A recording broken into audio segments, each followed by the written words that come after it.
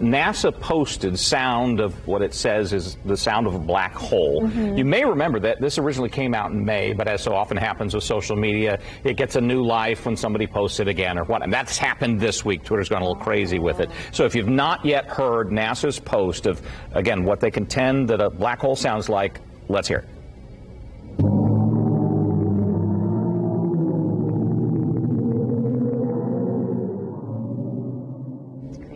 Creepy? Stephanie says creepy. Ghostly. Does have it's like sort of that ethereal, sort of like, yeah.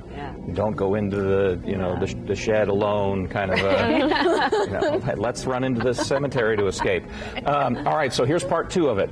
As so often happens, scientists will take things and then amplify it with like new information, whatnot. Echoing NASA's post, a user Plainview, who claims to be a nanotechnology scientist, says, and again, this is NASA's words, but this is the important part for part two.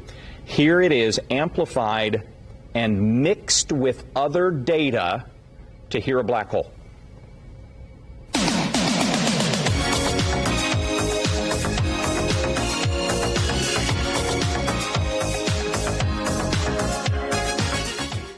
Got rickrolled.